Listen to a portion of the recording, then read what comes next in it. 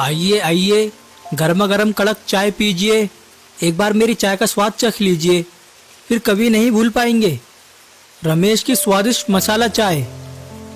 रमेश अपनी छोटी सी दुकान पर बस से उतरे यात्रियों को आवाज लगाकर बुला रहा था। रमेश की दुकान छोटी थी, लेकिन उसकी चाय के स्वाद में कोई कमी नहीं थी। वो बहुत मेहनती और ईमानदार इंसान था। वहीं बस स्टैंड के पास मदन लाल की बड़ी और आकर्षक चाय पकौड़ों की दुकान थी, जिस कारण रमेश की दुकान पर बहुत कम ग्राहक आते थे। ज्यादातर यात्री मदन लाल की दुकान पर जाकर बैठते थे और वहीं बारिश का आनंद लेते थे। कुछ देर बाद दो यात्री चाय और पकोड़े खाकर बिल चुकाने के लिए काउंटर पर पहुंचे। भाई साहब, कितने पैसे हुए? 150 रुपये। 150 रुपये? इतनी महंगी चाय और पकोड़े? ऊपर से चाय में तो बिल्कुल भी स्वाद नहीं था। इंसान चाय इसलिए पीता है उसका मूड अच्छा हो जाए, लेकिन आपकी चाय पीकर तो हमारा मूड ही खराब हो गया। और पकोड़े भी बिल्कुल बेस्वाद थे। आप यात्रियों से ज्यादा पैसे वसूल रहे हैं। या तो दाम कम कीजिए या फिर अपने खाने की चीजों का स्वाद बढ़ाइए। देखिए, मुझे सीख देने की जरूरत नहीं है। मुझे अच्छी तरह से पता है मुझे क्या करना है और क्या नहीं। आप 150 रुपये दीजिए। मदन लाल की बातों में बिल्कुल भी मिठास नहीं थी। वो अपने ग्राहकों से कभी प्यार और सम्मान से बात नहीं करता था। उसे इस बात का घमंड था कि उसकी दुकान पर सबसे ज्यादा ग्राहक आते हैं, इसलिए वो अपनी मन मर्जी से दाम वसूलता था। दोनों यात्री नाराज होकर वहां से चले गए। तभी उन्हें पास ही रमेश की छोटी सी दुकान से आती चाय की भीनी भीनी खुशबू महसूस हुई। वो दोनों रमेश की दुकान की ओर बढ़ गए। भाई साहब, आपकी चाय की खुशबू तो बहुत दूर तक आ रही है। हमें भी एक एक कप चाय चाहिए। क्यों नहीं भाई, बस 2 मिनट का समय दीजिए। रमेश ने बड़े प्यार और सम्मान के साथ चाय बनानी शुरू की। कुछ ही देर में उसने दोनों यात्रियों के सामने गर्मा गर्म चाय के कप रख दिए। लीजिए भाई, आशा करता हूँ आपको पसंद आएगी। दोनों यात्रियों ने जैसे ही चाय का पहला घूंट लिया, उनके चेहरे खिल उठे। वाह, क्या शानदार चाय है। ऐसा स्वाद तो हमने बहुत दिनों बाद चखा है। सच कहा आपने, चाय में स्वाद भी है और आपके व्यवहार में मिठास भी। रमेश के चेहरे पर हल्की मुस्कान आ जाती थी। जब भी कोई ग्राहक उसकी चाय की तारीफ करता, उसका मन खुशी से भर जाता। लेकिन इस बार बारिश का मौसम उसके लिए परेशानी लेकर आया था। उसे उम्मीद थी कि बारिश में उसकी चाय खूब बिकेगी, पर ग्राहक दिन पर दिन कम होते जा रहे थे। रमेश उदास होकर बोला, मुझे लगा तो बारिश में मेरी चाय की बिक्री बढ़ेगी, लेकिन मेरी छोटी दुकान देखकर कोई ग्राहक मेरी दुकान पर ही नहीं आ रहा। अगर ऐसे ही चलता रहा तो मुझे दुकान बंद करनी पड़ जाएगी। रमेश चिंतित जरूर था, लेकिन जब भी कोई ग्राहक उसकी दुकान पर आता, वो मुस्कुराकर उसका स्वागत करता। तभी उसकी नजर एक आदमी पर पड़ी। वो बारिश में पूरी तरह भीग चुका था। भाई साहब, बारिश बहुत तेज है। मुझे कुछ देर आपकी दुकान में बैठने दीजिए। बारिश रुकते ही मैं चला जाऊंगा। नहीं नहीं, तुम्हारे कपड़े गीले हैं, मेरी दुकान गंदी हो जाएगी। मुझे ठंड लग रही है, बस थोड़ी देर बैठने दीजिए। अगर कुछ खरीदना नहीं है तो यहाँ मत खड़े रहो। मेरी दुकान मुफ्त में बैठने के लिए नहीं है। वो आदमी बार बार विनती करता रहा, लेकिन मदन लाल का दिल नहीं पिघला। यह देखकर रमेश को बहुत दुख हुआ। कैसा समय आ गया है, इंसान इंसान की मदद करने से कतराता है। फिर उसने उस आदमी को आवाज लगाई, भैया आप यहाँ आ जाइए। बारिश रुकने तक आराम से मेरी दुकान पर बैठिए। रमेश बारिश में भीगे हुए उस आदमी को अपने पास बुलाता है। उसकी दुकान छोटी थी, लेकिन फिर भी उस बेसहारा आदमी को बैठने के लिए जगह देता है। अरे भैया, जब घर से बाहर निकले थे तो छतरी लेकर निकलते। मॉनसून शुरू हो चुका है, कब बारिश शुरू हो जाए कुछ पता नहीं चलता। हाँ, तुम ठीक कह रहे हो, लेकिन मेरे पास तो रहने के लिए छत भी नहीं है।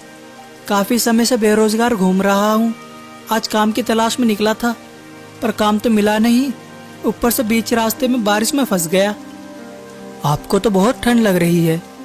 मैं अभी आपके लिए गर्मा गर्म अदरक वाली चाय बनाता हूँ, सारी ठंड छूमंतर हो जाएगी। मैंने अभी बताया कि मैं बेरोजगार हूँ, काम की तलाश में भटक रहा हूँ।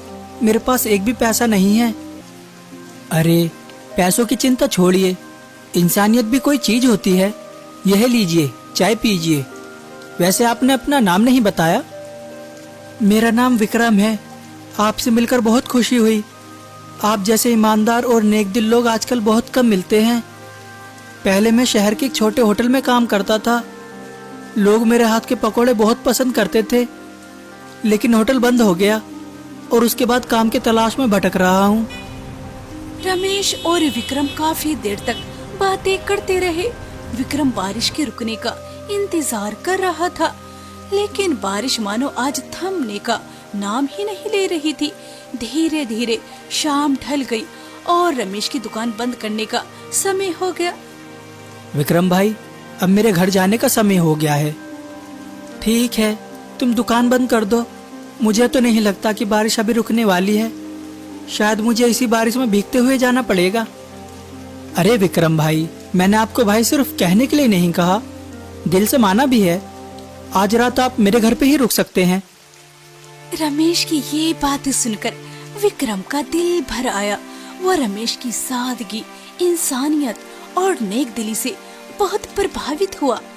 इसके बाद रमेश ने अपनी दुकान बंद की और विक्रम को अपने साथ घर ले गया। घर पहुंचकर दोनों ने साथ बैठकर खाना खाया। खाना खाते समय विक्रम कुछ सोचते हुए रमेश से बोला, रमेश भैया, मुझे एक बात समझ नहीं आई। कौन सी बात समझ नहीं आई विक्रम भाई? आप अपनी दुकान पर सिर्फ चाय बेचते हैं। आपको चाय के साथ गर्मा गर्म चटपटे पकोड़े भी बेचने चाहिए। आपकी चाय इतनी स्वादिष्ट है कि उसके साथ पकोड़े भी मिले तो आपकी आमदनी कई गुना बढ़ सकती है। विक्रम भाई, आपकी बात तो सही है, लेकिन मेरे घर के हालात भी तो आप जानते हैं। पकोड़े बनाने के लिए बेसन, मसाले, आलू, प्याज और दूसरे सामान की जरूरत पड़ेगी। यह सब लाने के लिए पैसे कहाँ से आएंगे? एक बार हिम्मत करके देखिए, सब इंतजाम हो जाएगा। बारिश का मौसम है। मैंने देखा है कि लोग मदन लाल के पकोड़े बड़े चाव से खाते हैं, जबकि उनकी खुशबू से ही पता चल जाता है कि स्वाद खास नहीं होगा। ठीक है, मैं कोशिश करता हूँ। मुखिया जी से कुछ पैसे उधार ले लूंगा, लेकिन इसमें तुम्हें मेरा साथ देना होगा। अरे, यह भी कोई पूछने की बात है? एक बेरोजगार आदमी को इससे बड़ी खुशी और क्या मिलेगी? विक्रम की बात सुनकर रमेश हल्के से मुस्कुरा दिया। अगली सुबह विक्रम के लिए नई उम्मीद लेकर आई। दुकान खोलने से पहले रमेश गांव के मुखिया के घर पहुंचा। अरे रमेश, सुबह सुबह कैसे आना हुआ? मुखिया जी, मुझे कुछ पैसों की जरूरत है। अगर आप थोड़े पैसे उधार दे दें तो आपका बहुत उपकार होगा। क्यों नहीं, मैं तुम्हें पैसे दे सकता हूँ, लेकिन मेरी एक शर्त है। मैं ज्यादा समय के लिए उधार नहीं देता। मुखिया जी, मुझे सिर्फ 1 महीने का समय दे दीजिए। ठीक है, मैं तुम्हें 1 महीने के लिए उधार दे देता हूँ। मुखिया ने रमेश को पैसे दे दिए। पैसे लेकर रमेश आलू, प्याज, हरा धनिया, हरी मिर्च और जरूरी सामान खरीदने लगे। सामान खरीदते समय सब्जी वाले ने मुस्कुराते हुए पूछा, क्या बात है रमेश भैया, आज तो बहुत सारा सामान खरीद रहे हो। कोई बड़ी दावत का इंतजाम है क्या? नहीं भाई, मैंने नया काम शुरू किया है। अब चाय के साथ पकोड़े भी बेचूंगा। कभी समय मिले तो खाने जरूर आना। रमेश सारा सामान लेकर घर पहुंचा। घर पहुंचकर उसने देखा कि विक्रम बड़े मन से पकोड़ों के लिए मसाले तैयार कर रहा है। अरे भाई, यह तुम क्या कर रहे हो? मैंने बताया तो था कि बनिया हरि प्रकाश के पास सभी तरह के मसाले मिलते हैं। मदन लाल भी वहीं से मसाले खरीदता है। दुकान के मसालों और हाथ से बने मसालों में जमीन आसमान का फर्क होता है। हाँ भाई, यह बात तो बिल्कुल सही कही। मेरी चाय में भी स्वाद इसीलिए ज्यादा आता है क्योंकि मैं उसमें अपने हाथ का बनाया मसाला डालता हूँ। कुछ देर तक विक्रम अपने हाथों से खास मसाला तैयार करता रहा। जब सारी सामग्री तैयार हो गई तो वो और रमेश सामान लेकर दुकान पर पहुंच गए। रमेश ने दुकान पर एक और अंगीठी रखी, उसके ऊपर कढ़ाई चढ़ाई और उसमें शुद्ध सरसों का तेल डाल दिया। उधर विक्रम ने आलू, प्याज, हरी मिर्च और हरा धनिया काटा। फिर पकोड़ों को और स्वादिष्ट बनाने के लिए अपना सीक्रेट मसाला भी मिला दिया। दूर खड़ा मदन लाल ये सब देख रहा था। अरे यह क्या हो रहा है? रमेश चाय वाला कब से चाय पकोड़े वाला बन गया? इसकी इतनी हिम्मत कैसे मेरी दुकान के बराबर में पकोड़े बेचे? ये देखकर मदन लाल गुस्से से तिलमिला उठा। वो अपनी दुकान से निकलकर रमेश की छोटी सी दुकान के पास पहुंचा। तुम ऐसा कैसे कर सकते हो? मेरे बराबर में चाय पकोड़ों की दुकान कैसे चला सकते हो? क्यों मदन भैया, मैं चाय के साथ पकोड़े क्यों नहीं बेच सकता? क्योंकि पकोड़े मैं बेचता हूँ। अगर तुम भी पकोड़े बेचने लगे तो मेरे ग्राहक कम हो जाएंगे और मैं ऐसा नहीं होने दूंगा। तुम सिर्फ चाय बेचो जैसे पहले बेचते थे। यह तो आप रमेश भाई को धमका रहे हैं। बारिश के मौसम में अगर वह चाय के साथ चटपटे पकोड़े बेच रहे हैं तो आपका क्या नुकसान है? और वैसे भी अगर ग्राहकों को आपके पकोड़े इतने पसंद हैं तो वे रमेश भाई के पास क्यों आएंगे? वह तो आपकी दुकान पर ही जाएंगे। हाँ मदन भैया, मैं किसी के ग्राहक तोड़ने के लिए अपनी दुकान नहीं बढ़ा रहा हूँ। मेरे दोस्त के पास कोई रोजगार नहीं है, उसे काम मिल जाएगा। ठीक है, तुम अपनी चाय पकोड़े की दुकान चलाओ। मैं भी देखता हूँ लोगों को तुम्हारा स्वाद कितना पसंद आता है। ये कहकर मदन लाल गुस्से में वहाँ से चला गया। रमेश और विक्रम ने उसकी बातों को ज्यादा महत्व नहीं दिया और अपने काम में लग गए। हल्की हल्की बारिश हो रही थी और मौसम बहुत सुहाना था। तभी एक बस स्टैंड पर आकर रुकी। यात्री कुछ देर आराम करने के लिए नीचे उतरे। कुछ ग्राहक मदन लाल की ओर चले गए, जबकि कुछ लोग ताजे पकोड़ों की खुशबू से आकर्षित होकर रमेश की दुकान के सामने रुक गए। कितनी अच्छी खुशबू आ रही है, चलो वहीं चलते हैं। रमेश की कड़क चाय और विक्रम के बनाए चटपटे पकोड़ों की खुशबू दूर दूर तक फैल गई थी। खुशबू से आकर्षित होकर लोग रमेश की छोटी सी दुकान की ओर आने लगे। धीरे धीरे दुकान ग्राहकों से भर गई। रमेश लगातार चाय बना रहा था और विक्रम गरम गरम पकोड़े तल रहा था। दोनों मुस्कुराकर ग्राहकों को चाय और चटपटे पकोड़े परोस रहे थे। मैंने तुम्हारी चाय पहले भी पी है, बहुत स्वादिष्ट होती है, लेकिन इन चटपटे पकोड़े ने तो स्वाद में चार चांद लगा दिए। ऊपर से सुहाना मौसम, मजा आ गया। आपका बहुत बहुत धन्यवाद। फिर कभी मौका मिले तो दोबारा जरूर आइएगा। इतनी स्वादिष्ट चाय और पकोड़े खाने के बाद तो दोबारा आना ही पड़ेगा। रमेश की चाय और विक्रम के पकोड़े खाकर सभी ग्राहक बेहद खुश थे। हर कोई उनकी तारीफ कर रहा था। वहीं दूसरी तरफ मदन लाल की दुकान पर, अरे इससे ज्यादा स्वादिष्ट पकोड़े तो मैं घर पर बना देती। इतने पैसे देने की यहाँ क्या ही जरूरत थी? इतने पैसों में क्या 5 स्टार होटल जैसा स्वाद चाहिए? इस तरह दुकान नहीं चलती। ग्राहकों से बात करने की भी तमीज होनी चाहिए। अगर आपका यही व्यवहार रहा तो एक दिन आपकी दुकान बंद हो जाएगी। मुझे तुम्हारी सलाह की कोई जरूरत नहीं है। खाना है तो खाओ, वरना मत खाओ। मदन लाल का रूखा व्यवहार देखकर कई ग्राहक दुकान के बाहर ही रुक गए। अब रमेश की दुकान पर स्वादिष्ट चाय के साथ चटपटे पकोड़े भी मिलने लगे थे, इसलिए ग्राहक मदन लाल की दुकान छोड़कर रमेश की दुकान की ओर आने लगे। हल्की हल्की बारिश अब तेज बारिश में बदल चुकी थी। रमेश की छोटी सी दुकान ग्राहकों से भरी हुई थी और बैठने की जगह कम पड़ रही थी। माफ कीजिए, दुकान में अब बिल्कुल जगह नहीं बची है। अरे इस मौसम में आपके चटपटे पकोड़ों की खुशबू ने तो मेरा मन ललचा दिया है। अगर बैठने की जगह नहीं है तो मेरे लिए पकोड़े पैक कर दीजिए। तेज बारिश और जगह की कमी के कारण कई ग्राहक बिना कुछ खरीदे लौट गए। शाम को घर पहुंचकर रमेश और विक्रम दिन भर की सफलता के बारे में बात करने लगे। विक्रम भाई, आपका सुझाव तो कमाल का निकला। लोग हमारे पकोड़े बहुत पसंद कर रहे हैं। बात तो सही है, लेकिन आपने देखा होगा कि कितने ग्राहक जगह न होने की वजह से वापस चले गए। अगर हमारी दुकान थोड़ी बड़ी होती तो कोई भी खाली हाथ नहीं जाता। यह तो सही है, लेकिन बस स्टैंड के आसपास हमें कोई बड़ी दुकान नहीं मिलेगी। मुझे एक उपाय सूझ गया है। दुकान के सामने जो खाली जगह पड़ी है, वहां हम एक मजबूत छप्पर लगा देते हैं। उसके नीचे हम चाय और पकोड़े बनाएंगे और दुकान के अंदर पूरी जगह ग्राहकों के बैठने के लिए छोड़ देंगे। अरे वाह, यह तो बहुत बढ़िया विचार है। अगले ही दिन दोनों ने मिलकर दुकान के सामने खाली जगह पर टीन का एक मजबूत छप्पर लगा दिया, ताकि बारिश से अंगीठियां सुरक्षित रहें और दुकान के अंदर ग्राहकों को बैठने के लिए अधिक जगह भी मिल सके। अंदर ग्राहकों को बैठने के लिए कुछ बेंच भी लगवाए। उधर मदन लाल रमेश की बढ़ती तरक्की देखकर अंदर ही अंदर जल रहा था। जिस तरह से उसकी दुकान पर ग्राहक जा रहे हैं, उसे देखकर लगता है कि एक दिन मेरी दुकान पर कोई नहीं आएगा। आखिर मैं ऐसा क्या करूं कि ग्राहक उसके पास जाना ही बंद कर दें। मदन लाल का ध्यान अपनी दुकान सुधारने पर नहीं था। वो हर समय यही सोचता रहता था कि रमेश क्या कर रहा है, उसकी दुकान पर कितने ग्राहक आ रहे हैं और उसकी कितनी कमाई हो रही है। ये सब देखकर उसकी जलन दिन पर दिन बढ़ती जा रही थी।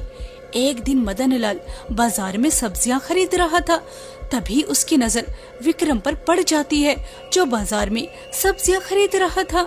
आज इसके साथ रमेश नहीं है, यही सही मौका है विक्रम से बात करने का। इसे ज्यादा पैसे देकर अपने पास बुला लूंगा और फिर मेरे लिए पकोड़े बनाएगा और मेरी दुकान पर ज्यादा ग्राहक आएंगे और रमेश का धंधा चौपट हो जाएगा। विक्रम की वजह से ही उसकी दुकान चल रही है। अब देखो मैं क्या करता हूँ। मदन लाल यही सोचकर विक्रम के पास जाता है। अरे विक्रम, रमेश के पास रहकर तुम्हें कुछ नहीं मिलने वाला। अरे देखो, अगर तुम मेरे साथ काम करोगे तो मैं तुम्हें अच्छे पैसे दूंगा। मदन लाल जी, रमेश भाई ने मेरा हाथ उस समय थामा था जब मैं बेरोजगार था, एक समय के खाने के लिए तरसता था।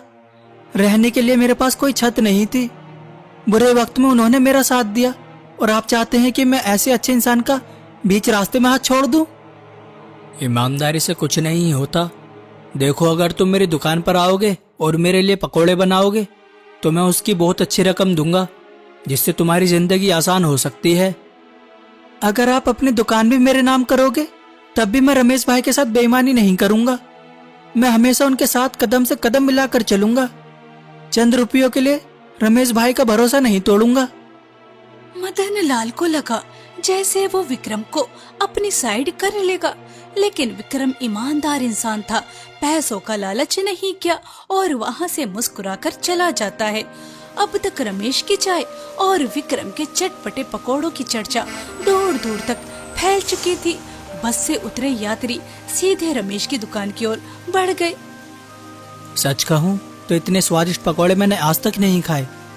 मदन लाल तो एक कप चाय और एक प्लेट पकोड़ों के इससे कहीं ज्यादा पैसे लेता है। हमारा मकसद सिर्फ कमाई करना नहीं है, हम चाहते हैं कि ग्राहक खुश होकर जाए और हमारा काम ईमानदारी से चलता रहे। रमेश की बात सुनकर ग्राहक बहुत खुश हुआ। इस तरह बारिश के मौसम में रमेश और विक्रम की चाय पकोड़ों की दुकान खूब चलने लगी। 1 महीने के अंदर ही रमेश ने मुखिया का सारा उधार चुका दिया। एक दिन रमेश खुशी खुशी विक्रम से बोला, विक्रम भाई, यह सब आपकी सलाह और भरोसे की वजह से ही संभव हो पाया है। देखिए, हमारी दुकान की चर्चा चारों तरफ हो रही है और लोग दूर दूर से चाय पकोड़े खाने आते हैं। नहीं भाई, यह तो हम दोनों की मेहनत है। बिल्कुल, हम हमेशा मेहनत और ईमानदारी के रास्ते पर चलेंगे और लोगों को प्यार से चाय पकोड़े परोसते रहेंगे। समय के साथ रमेश और विक्रम का व्यापार लगातार बढ़ता गया। दोनों की नीयत साफ थी और वो हमेशा सच्चाई के रास्ते पर चलते थे। लेकिन मदन लाल को उनकी सफलता बिल्कुल पसंद नहीं आ रही थी। एक दिन उसने अपने नौकर राजू को बुलाकर कहा, राजू, पता लगाओ कि रमेश और विक्रम की दुकान इतनी ज्यादा क्यों चल रही है। उनके पकोड़े आखिर इतने मशहूर कैसे हो गए? मदन लाल ने अपनी दुकान पर काम करने वाले राजू को रमेश और विक्रम के पीछे लगा दिया था, ताकि वो पता लगा सके कि उनकी चाय और चटपटे पकौड़ों में ऐसा क्या खास है जो लोगों को इतना पसंद आ रहा है। कुछ दिनों बाद राजू ने आकर सारी जानकारी मदन लाल को दे दी। मालिक, चाय और पकौड़ों का राज खास मसाला है। खास मसाला? वह तो मेरे पास ही होना चाहिए। मदन लाल को लगा कि ग्राहकों की भीड़ का राज सिर्फ वही मसाला है, लेकिन वो ये नहीं समझ पाया कि लोगों को स्वाद के साथ साथ अच्छा व्यवहार भी पसंद आता है। एक रात जब रमेश और विक्रम गहरी नींद में सो रहे थे, तब मदन लाल चुपके से उनके घर में घुस गया। वहाँ एक डिब्बे में चटपटे पकौड़ों का मसाला और दूसरे में चाय का मसाला रखा था।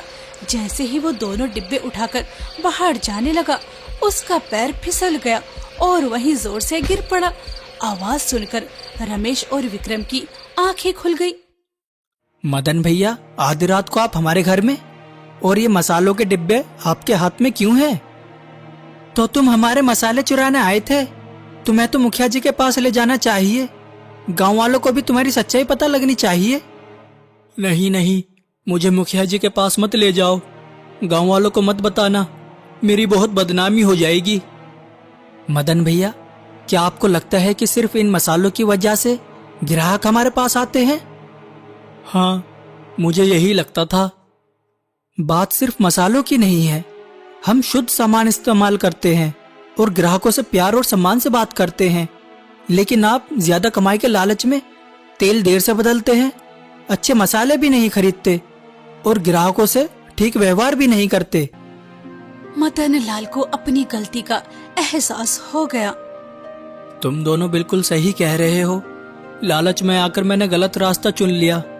अब मुझे समझ आ गया है, गलती मेरी ही थी। मुझे माफ कर दो। आज से मैं ईमानदारी और मेहनत से अपनी दुकान चलाऊंगा। अगर आपको अपनी गलती का एहसास हो गया है तो यही सबसे बड़ी बात है। हमेशा सच और ईमानदारी के रास्ते पर चलना चाहिए। किस्मत में जो लिखा होता है वह मेहनत से जरूर मिलता है। रमेश और विक्रम ने मदन लाल की बात मान ली और गांव वालों के सामने उसकी बेइज्जती नहीं की। यह देखकर मदन लाल बहुत भावुक हो गया। उसने दोनों से माफी मांगी और वहां से चला गया। उस दिन के बाद मदन लाल बदल गया। वो ग्राहकों से प्यार और सम्मान से बात करने लगा, अच्छी गुणवत्ता के सामान इस्तेमाल करने लगा और पूरी ईमानदारी और मेहनत से काम करने लगा। कुछ महीनों बाद एक दिन रमेश ने विक्रम को दुकान के बाहर बुलाया। क्या हुआ? रमेश मुस्कुराया और दुकान की बोर्ड की तरफ इशारा किया। पुराने बोर्ड की जगह नया बोर्ड लगा था। रमेश, विक्रम, चाय और चटपटे पकौड़े। विक्रम की आंखें भर आईं। लेकिन ये दुकान तो तुम्हारी है। नहीं भाई, जिस दिन तुम बारिश में मेरी दुकान पर आए थे उसी दिन से ये हमारी बन गई थी। दोनों मुस्कुराए। दूर खड़ा मदन लाल भी मुस्कुराया। व्यापार सिर्फ स्वाद से नहीं चलता, सम्मान, भरोसे और इंसानियत से चलता है।